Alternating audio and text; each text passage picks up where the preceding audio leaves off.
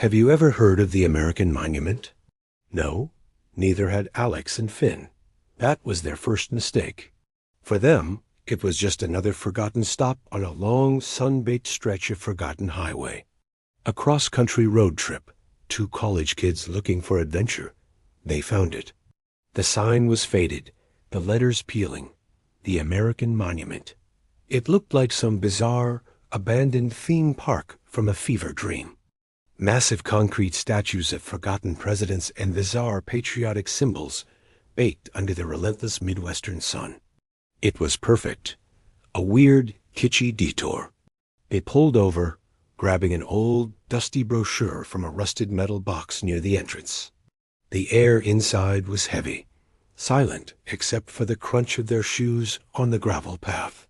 It was a sprawling, concrete labyrinth of decaying Americana. A giant, cracked Liberty Bell, a field of oversized, crumbling Mount Rushmore heads.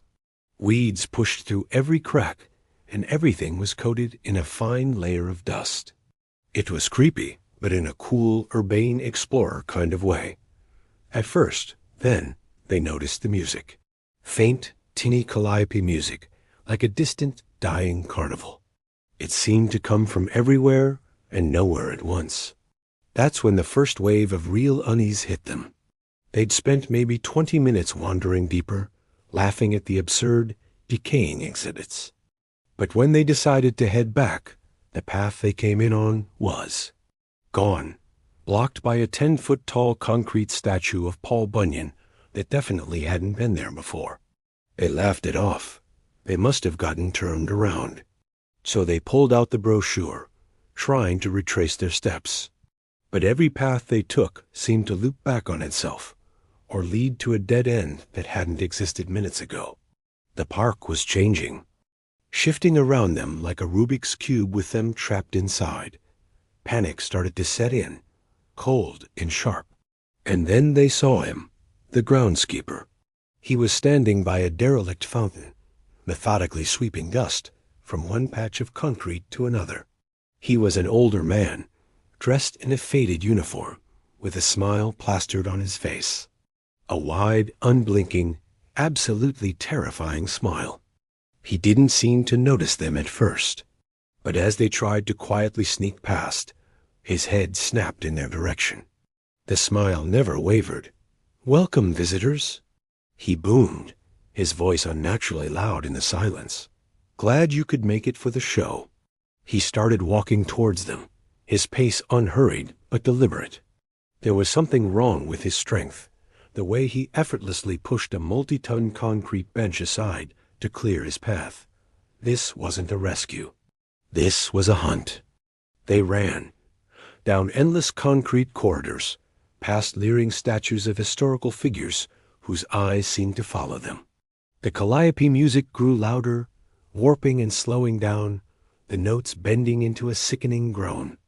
They'd glance back, and the groundskeeper would be there, still smiling, still walking, but always closer than he should be. They'd duck behind a giant, peeling hot dog statue, and when they looked again, the path behind them would have sealed itself off with a new concrete wall.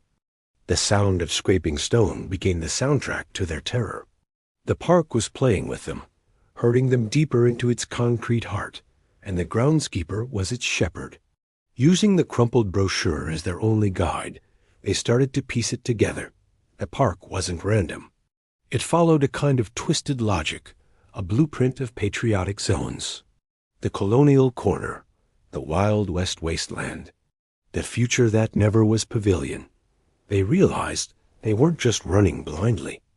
They had to navigate the shifting architecture, using their knowledge from the map to predict where the next opening might appear, where the next wall might rise.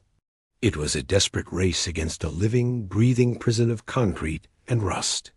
Finn, a history major, started recognizing the patterns, the thematic connections between the shifting exhibits. Alex, an engineering student, saw the structural weaknesses, the seams and the madness. They had to get to the center. The brochure showed a main attraction, a central monolithic statue called the Heart of the Nation. Everything seemed to revolve around it, literally.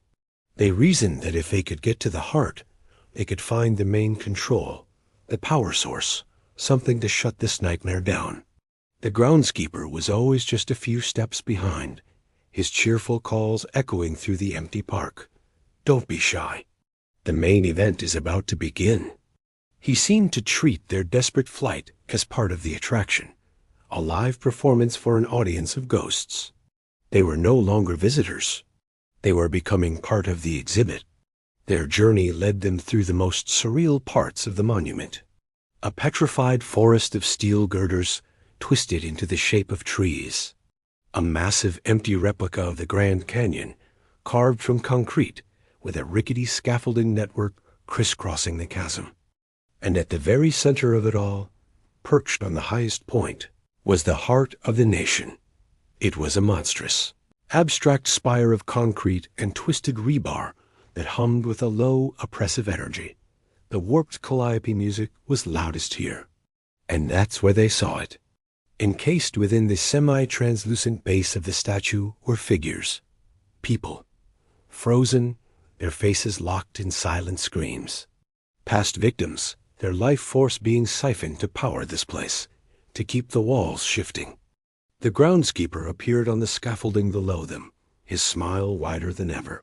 Bravo, you've made it to the final act. Now it's time to take your place in the collection. He started climbing, unnaturally fast, his grip sure on the rusting metal. This was it, the final confrontation. As Finn distracted him, shouting historical trivia to momentarily confuse the park's twisted logic, Alex saw their only chance. A thick, frayed power cable ran from a nearby generator directly into the base of the main statue. It was sparking, the insulation worn away. It was a long shot, but it was their only shot. Using a loose piece of rebar, Alex managed to hook the sparking cable and jam it against a metal water pipe running up the scaffolding. The effect was immediate and violent. Electricity arced across the structure, hitting the central statue with a deafening roar. The humming stopped. The calliope music died with a final screeching groan. The entire monument shuddered, a deep, tectonic groan echoing from the concrete. Cracks spider-webbed across the giant statues. The ground shook violently, and the whole park began to collapse in on itself, not shifting, but breaking. The magic was gone. The groundskeeper froze mid-climb, the smile still locked on his face as a massive chunk of concrete from the heart of the nation broke loose and crashed down, engulfing him. The entire structure was seizing up, freezing in its final broken configuration. The shifting walls stopped, leaving a debris-choked, but clear, path to the exit. Alex and Finn scrambled down, bruised, bleeding, and terrified, running through the frozen ruins of the park.